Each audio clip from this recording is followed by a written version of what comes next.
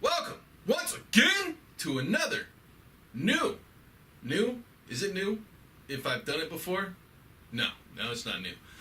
Exciting, always exciting episode of the Throne of Angels video blog. As always, I am your host, Mr. Derek Osborne, here to show you a world, or 2 or 3 or 12, in miniature. So, welcome to my first Age of Sigmar army project. Well, it's not my first, it's just the first one I'm showcasing here on the show. It's actually the first mention of any large, well-established product on the show. Normally I do small skirmish games, stuff that is kind of under the radar, so to speak, right? Because I enjoy those types of products. However, I really enjoy Age of Sigmar. Yeah, I was an old school fantasy battle player, started back in 2nd edition, long time ago in a land far away, about 2,700 miles from here, across country, as a matter of fact. However, I started playing Age of Sigmar when they launched it, because I had stopped playing Fantasy Battle, basically between 6th and 7th edition, right? As they transition into 7th, I stopped playing. Oh, I knocked over my dice. That's okay. But as you can see, I went whole hog with Age of Sigmar 2.0. Obviously, I got the Soul Wars box up there. If you can't see it, it's right there. It comes with the rule book and a couple of really cool armies that I'm not actually putting together at the moment or using, like, really at all, because I've shelved my Stormcast Superhost. Yes, I said Superhost because I had way too much Stormcast. However, put them on the shelf. They're sitting literally right over there, and I won't be returning to them anytime in the foreseeable future. As we are speaking right now, I am building a Duardin or Dwarven war host-ish. Right? It doesn't actually follow the battle scroll, but it is a very large hand-to-hand army, which is why I'm still holding my hammer, right? In celebration of the fact that I'm running dwarves with axes and hammers, because I love axes and hammers. However, this army is made out of confrontation models. So, I loved the Tir Na Bor dwarves from Confrontation. That line was phenomenal. I've had 100 or so just regular soldiers of the plains sitting around for years doing nothing. Well, now it's time to get them doing something. So they are the core of this force. Now, Age of Sigmar 2.0, like I said, as you guys can see, I went whole hog. I got the Collector's Edition General's Handbook, which comes with like all the extra stuff, and I got, the dice, because you have to have dice. I even am prepped to start another army after I finish this one. Oh, I got the Malign Sorcery, box, because endless spells. They're just cool, right? They're just cool. If you guys don't know what endless spells are, they're permanent spells that you put on the table, and they have plastic models, and they, pretty much chase around units and kill them. It's cool. I dig it. I've got, War Scroll cards for my Beast Claw and my Iron Jaws, and, for those of you who also collect War Scroll cards, BCW makes a great binder. It's the Z-Binder LX. And then the postcard size card sleeves that they do hold these things phenomenally well. So that's how I keep my War Scroll cards in the little BCW binder. But back to my army, right? The army, I have set it up, and I'll post the list for you guys to tear apart and tell me that I'm doing it all wrong in the next segment. But I'll go over it really quick, and then we'll take a cut and look at what models I'm using for what. All right. So to start out with, this is led by Warden King. That's this guy right here. He's currently got Strategic Genius as his general trait, but I may change that and do something different. Don't know. I've got a pair of Rune Lords. I've got an Aether Chemist. I have a Drake Seer, which I'm actually going to use this phenomenal model from the Anasteer line by Paolo Parente. It is absolutely fantastic, really beautiful. It is a rock-style dragon that I am actually taking a knight from the core Tir Na Bor line and putting him on it. So we've got that going on. I've got 40... Oh, hold on a second. I've also got a Tenebral Shard, right, from the Silver Tower set. However, everything is dwarfs, right? It's all dwarfs. So anything that's not a dwarf is actually still going to be a dwarf in this army. Obviously, not a tournament army, not something I'm going to take to an organized event, but something for, well, my own enjoyment, plus those are the guys that I play with on a regular basis. Now, my battle line stuff, 40 warriors, right? These guys are armed with axes or hammers. A unit of 20 warriors in front of them. I've got 10 longbeards over here. I've got an Arcanaut company from the Caradron Overlords. And then I've got 10 hammers and 6 Sky Wardens. That's 2,000 points flat. Oh, I'm sorry. Plus I have the Geminids of Old Gish from this box here. And there's a reason for that. I'll tell you that right now.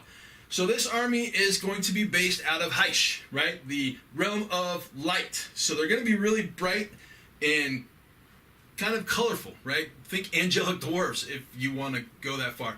Get it? Throne of Angels, Dwarven army, angelic dwarf. Never mind. Anyways, I've got a base concept worked up. We'll take a look at it in a minute. I've got a base concept for the guys in armor worked up. We'll look at it in a minute. Age of Sigmar 2.0. Man, I'm geeked out. Beast Claw. These guys are coming next, right? It's going to be an all-mounted, all-monstrous, super angry, pissed-off, charge-in-your-face army. A couple of big guys on big things. A number of big guys on smaller big things. And then 12 to 15 Iron Jaw Gore Gruntas, because there's a battalion battle scroll that allows me to do that, and it's really cool. So we'll look at that in a future episode, but I just wanted to put these here to fill up some table space, because a full table looks better than an empty table, right? Well, that's what my mom always says at Thanksgiving. Anyways, with that, let's take a look up close and personal at the models that I'm using for my makeshift Duardin force. Okay, so you've seen the list, and I'm just going to make a quick disclaimer. The list isn't a competitive list, or I didn't build it to be a competitive list. I built it to be thematic and fun. And obviously there's some things that I could add to the list to make it more competitive on, well, I don't know, any number of different scales, right? I could add some thunders or quarrelers, you know, some cannons. I don't want that, right? I want some foot sloggers, some guys that can hold objectives, and a few things that just, you know, make it unique and entertaining. So here we have a giant overhead shot of pretty much the entire army. Now, right there, that is who I will be using as my Warden King, right? He's the only one that I haven't put on a base or primed yet. He also has a hat. I'll get that here really quick because it's over on the desk. I was working on him when I decided to shoot. Now, I didn't assemble this guy, so I'm going to have to pull him apart because his hat doesn't fit correctly, but I enjoy the hat. I like it. It's going to be put on him, and he will have a hat and a large base, 32 millimeter. So, breaking it down. This guy actually goes with this unit. He's the quote-unquote leader of the unit. I did my test scheme on that guy. We'll look at him in a second. We've got a pair of Rune Lords. This is my Chemist, and this is my Shard. Right, again, all dwarves in the army, and for that reason, we have a few things that aren't necessarily Duardin, but are represented by Duardin. So, in the box up there in the top right, that is my Drakeseer, obviously. Again, like I said, this is a phenomenal model. Crowhail. I think that's how you say it. Crowhail. Crowhail. Son of Thunder. It is a pretty hefty sized dragon. Because he goes on a base that's that large. He doesn't come with that base. That's just one that I dug out for him. However, he does have a saddle. Saddle's good. This is the model I'm going to put on him. I've got him in plastic. He came off of a boar, effectively. But I like that guy. He's fun. There we go. Focus! Yep. Good looking dude. He fits in the saddle really well. So it's almost like fate. He was supposed to go there. I'll just dig out the body so you can see the size of the body, because it's all still unassembled. Right, here's the actual base that the model comes with. Cool base. The first edition actually is limited, right? I have number 11 of 350 with the art card signed by Mr. Brent Day himself. Paolo, good friend of mine. I love that guy. If you ever get the opportunity to meet him and spend a couple of minutes chatting at him, He is a wonderful individual. Okay, here's the body. Here's the body of the Drake. So my Drake Seer will be on that bad boy. Good times ahead with that. It'll be a fun modeling project, I think. Again, this is a dragon or Drake Seer coming out of the lands of, or the realm of light. So he'll be all bright and shiny and pretty, just like the rest of this army will be when it's done. Now, what else do we have? Well, we have the core block, 40 warriors. We got 20 warriors here, right? So these are soldiers of the plains, right? Dwarves basically with light armor, shields, axes, and small hand hammers. Right? These guys are fun. I love these models. They're full of personality. They kind of have, you know, a little chibi, super deformed look before it was kind of popular. Plenty that you can do with these guys. These kits were incredible, right? They made some 4 or 5 bodies. I don't know, half a dozen or so heads. Axes, a few different arms for the shield pose. But as you can see, you get a large variety out of what I have here, right? I mean, I've got 60 of them, and not a single one looks like the other, even though they have the same heads, or they may say, or have, you know, similar poses. They just don't look the same. Where do we go from here? Okay, let's go to my Archnaut company, right? So I'm using a few different models, but they're all the same. They're Thermo Warriors, right? So these are the newest Thermo Warriors that came out just before Rackham closed its doors. They were a set of 3 models. These things are awesome. They kind of have that Archnaut feel to them, right? And then we've got a couple of these guys because they're just awesome. I love these models. They're just have always been some of my favorites. A couple of these guys. And then I have a few of these guys because they will represent my models with skyhooks, right? They've got changed close enough. So they are separate enough to give me at least the ability to point them out and separate them so my opponents will know what they are. Longbeards. So I'm using an actual character model because I have a few of these guys. He's, if I remember correctly, here Khan the Enraged. Big pissed off dwarf, angry. He is the leader of my Longbeards. My Longbeards are core warriors with swords. Unfortunately, they didn't make any of these guys with axes or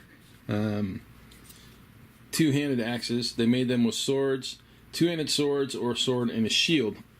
So my Longbeards, this will be the rough color scheme for my Longbeards, right? I want really bright, pretty golds. That's effectively just a wash over a silver. And then, obviously, white weapons, white accoutrements with some blue and green highlights.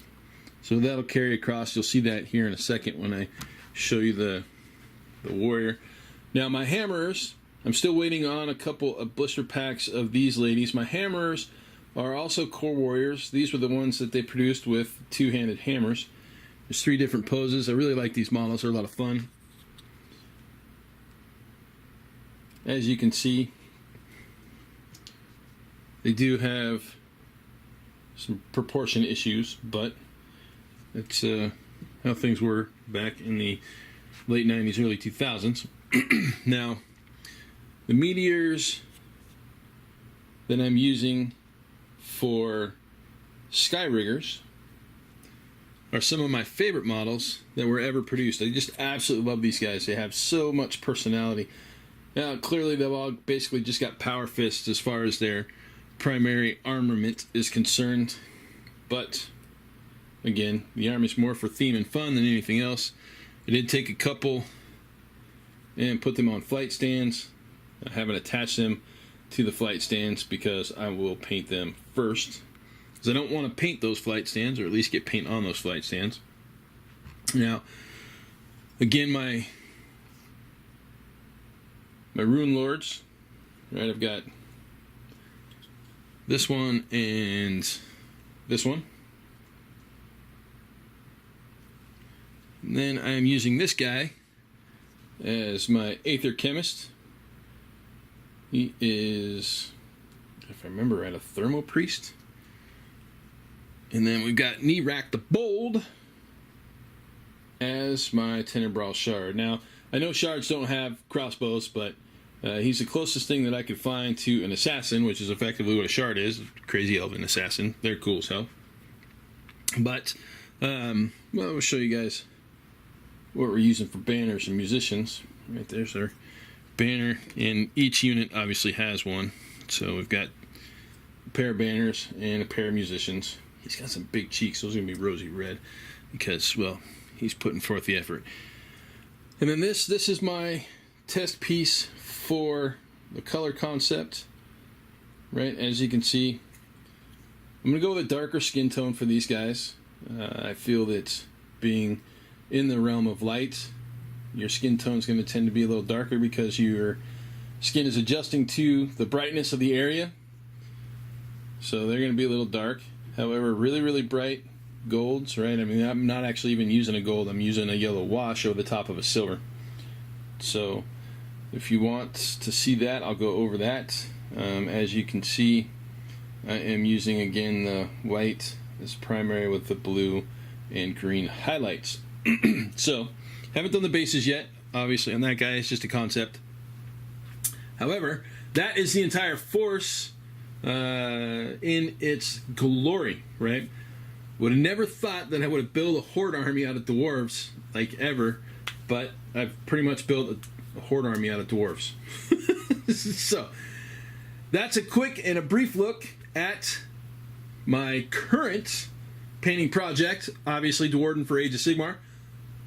Let's go ahead and cut to the wrap. The wrap! The wrap is brought to you today by BCW. No, I'm kidding. Maybe I should do sponsorships for the wrap? That'd be cool. Anyways, the wrap. So as you saw, everything with the exception of my Warden King, right, this guy right here, is based and primed. Some of it has a couple layers of primer. As I showed you, my warriors obviously have their skin tone laid on, but there's quite a bit more work to be done on top of that. I will continue to showcase this force for the next month or so as I hammer through it and try to get it painted as quickly as possible.